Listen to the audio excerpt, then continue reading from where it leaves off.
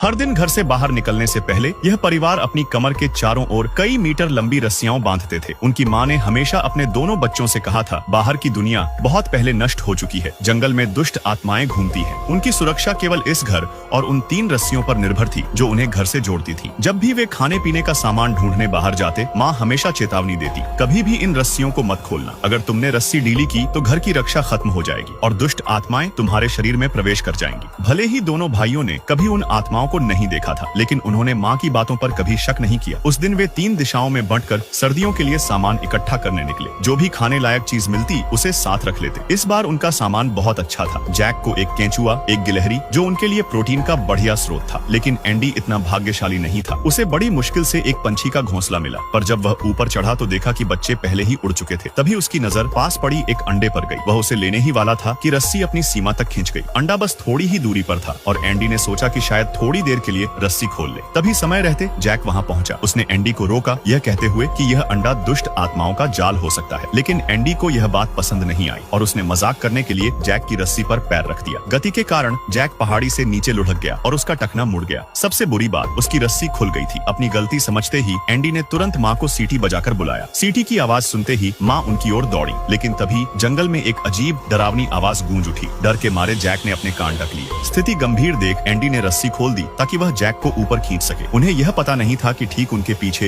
एक दुष्ट आत्मा चुपचाप पास आ रही थी। सौभाग्य से माँ समय पर पहुंच गई, लेकिन उनकी रस्सी भी अपनी सीमा तक खींच चुकी थी। बच्चों को खतरे में देखकर उन्होंने तुरंत अपनी रस्सी काटी और उन्हें ऊपर खींच लिया। दुष्ट आत्मा उनके पास पहुंचने ही वाली थी कि माँ ने फुर्ती से रस्सी समेटी और तीनों को कसकर बांध लिया। किसी तरह वे आत्मा के हमले से बच गए। लेकिन जब एंडी ने ऊपर देखा तो वहाँ आत्मा का कोई निशान नहीं था। पहली बार उसे माँ की बातों पर शक हुआ।